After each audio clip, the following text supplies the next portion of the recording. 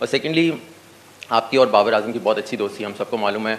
जब बाबर ने सेंचुरी बनाई थी एक बहुत इमोशनल पोस्ट लगाई गई थी हमारी भाभी और आपकी अहलिया की तरफ से कि बहुत सी ऐसी बातें हैं जो वक्त आने पे सलमान और बाबर जो है वो दुनिया को बताएंगे। तो क्या ऐसी बातें हैं, क्या हमें भी बताएं kindly? Thank you.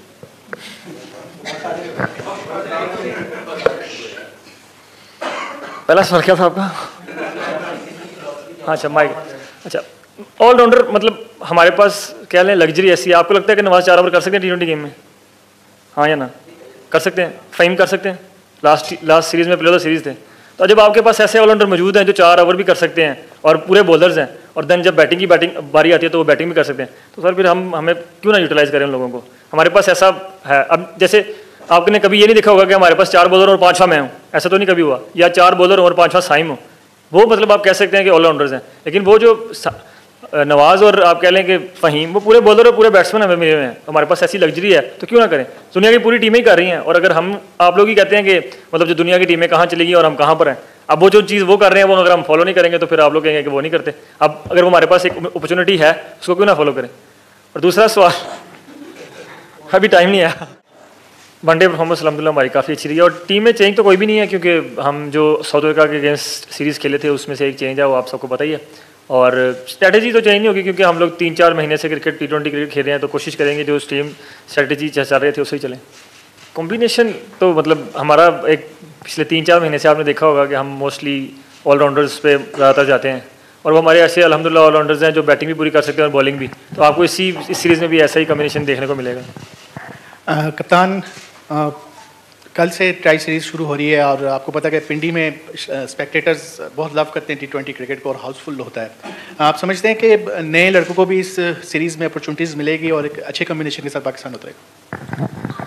Ji sir, पिंडी के क्राउड का तो आपने क्या वो हमेशा से बिग नंबर्स में आते हैं और हमेशा क्राउड हाउसफुल ही रहता है। तो और नए लड़कों की सर हमारे पास जो अभी 15 मौजूद है, हम कोशिश करेंगे सबको अपॉर्चुनिटी मिले। लेकिन एंड ऑफ द डे आप कोई भी टीम खिलाएं, आपकी पहली प्रायोरिटी होती है कि आपने मैचेस जीतने हैं। और ये T20 क्रिकेट है, इसमें आप किसी टीम को लाइट ले भी नहीं सकते। तो कोशिश फर्स्ट प्रायोरिटी जीतने की रहेगी और हाँ लोगों को मैक्सिमम चांसेस देने की कोशिश करेंगे। Salman, this is Arsalan from search TV. अच्छा सलमान, हम लोग बहुत ज़्यादा मिडिल ऑर्डर या लोअर मिडिल ऑर्डर पे थोड़ा सा प्रॉब्लम आ रहा है बैटिंग को, ख़ास तौर पे जब हम चेस कर रहे होते हैं या पहला खेल रहे हों, तो वहाँ पर क्या स्ट्रेटजी होगी? हसन नवाज को हमने पुट किया 5वीं पोजीशन पर एज ए स्ट्राइकर प्लेयर कि वो तेज़ स्कोर कर सकता है, जल्दी स्कोर कर सकता है। अगर वहाँ पर हसन नवाज नहीं होता तो क्या ऑप्शन है?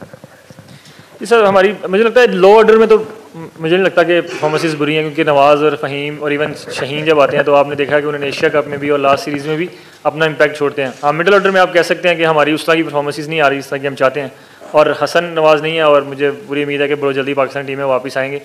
उसकी जगह मेरा ख्याल समद है तो हो सकता है कि हम समद को अपॉर्चुनिटी दें क्योंकि वो भी नंबर 6 पे बैटिंग करते हैं और फिनिशर का रोल अदा कर सकते हैं। मतलब मैं यही नया एक्सपेरिमेंट क्या करें, 12 लड़के तो खिला नहीं सकते, 11 ही खिलाने हैं।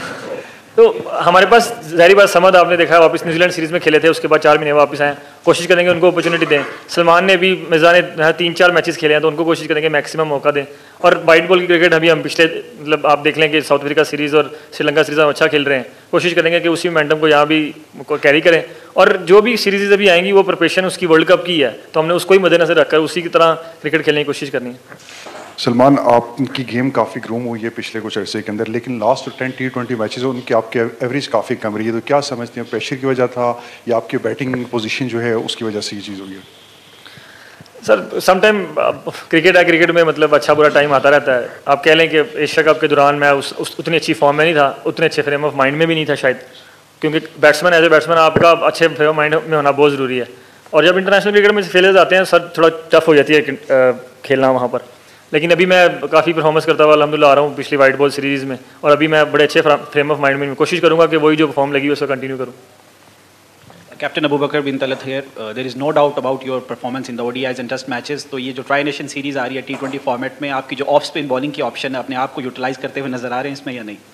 बिल्कुल, अगर लेफ्टीज बैटिंग पे होंगे तो ज़रूर करेंगे, क्यों नहीं करेंगे। और हम कोशिश करते हैं कि मतलब मैं और साइम मिलकर ही बॉलिंग करें और समटाइम अगर किसी दिन पे वो अच्छी बॉलिंग कर रहा हो और वो थ्रू आउट बहुत अच्छी बॉलिंग करता हुआ आ रहा है, क्योंकि मुझे लगता है कि T20 में दोनों इकट्ठे बॉलिंग करना थोड़ा मुश्किल हो जाता है क्योंकि आप दो इकट्ठे जो है ना वो कह सकते हैं कि बैटिंग ऑलराउंडर लगा नहीं सकते क्योंकि वो ऐसा वहाँ पर T20 में इतनी फास्ट क्रिकेट चल रही होती है कि अगर एक ओवर इस तरह का हो जाए तो फिर मैच मसला हो जाता है। लेकिन कोशिश यही है कि अगर हम दोनों मिलकर 3-4 ओवर करते हैं और किसी दिन अगर 2 लेफ्टी हैं, 1 लेफ्टी उस दिन मैं कर लूँ और किसी दिन साइम, हम दोनों मिलकर ही कोशिश करते हैं। और वो मेरे ख्याल से अभी तो खैर मतलब हर फेज़ में बॉलिंग करने वाला बॉलर बन चुका है, तो कोशिश यही रहती है कि मिक्स दोनों करते रहें बॉलिंग। सलमान भाई, अरफा फिरोज से हमने जब से मॉडर्न डे क्रिकेट एक आई है तो इसमें हमने स्ट्राइक रेट, इंटेंट और अब ऑलराउंडर्स का बहुत ज़्यादा देखना शुरू कर दिया पाकिस्तान क्रिकेट टीम में। माइक हिसन का कोई खास लगा हुआ है ऑलराउंडर्स के साथ, क्योंकि ज़्यादातर हमें ऑलराउंडर्स ही नज़र आते हैं। एक तो ये बता दीजिएगा फिलॉसफी क्या है प्लेइंग 11 बनाने की माइक हिसन की, और सेकेंडली आपकी और बाबर आजम की बहुत अच्छी दोस्ती हम सबको मालूम है। जब बाबर ने सेंचुरी बनाई थी एक बहुत इमोशनल पोस्ट लगाई गई थी हमारी भाभी और आपकी अहलिया की तरफ से कि बहुत सी ऐसी बातें हैं जो वक्त आने पे सलमान और बाबर जो है वो दुनिया को बताएंगे। तो क्या ऐसी बातें हैं, क्या हमें भी बताएं काइंडली? Thank you.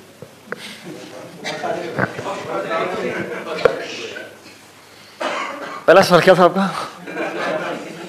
हाँ अच्छा माइक, अच्छा ऑलराउंडर मतलब हमारे पास क्या लें लग्जरी ऐसी है। आपको लगता है कि नवाज 4 ओवर कर सकते हैं T20 गेम में? हाँ या ना? कर सकते हैं, फ़हीम कर सकते हैं। लास्ट सीरीज़ में प्लेयर ऑफ द सीरीज़ थे।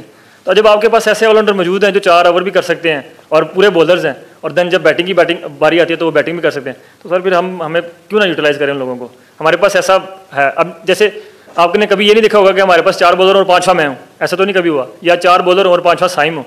वो मतलब आप कह सकते हैं कि ऑलराउंडर्स हैं। लेकिन वो जो नवाज और आप कह लें कि फ़हीम, वो पूरे बॉलर और पूरे बैट्समैन हमें मिले हुए हैं। हमारे पास ऐसी लग्जरी है तो क्यों ना करें? दुनिया की पूरी टीमें ही कर रही हैं। और अगर हम आप लोग ही कहते हैं कि मतलब जो दुनिया की टीमें कहाँ चलेगी और हम कहाँ पर हैं, अब वो जो चीज़ वो कर रहे हैं वो अगर हम फॉलो नहीं करेंगे तो फिर आप लोग कहेंगे कि वो नहीं करते। अब अगर वो हमारे पास एक अपॉर्चुनिटी है उसको क्यों ना फॉलो करें? और दूसरा सवाल, अभी टाइम नहीं आया। Thank you very much.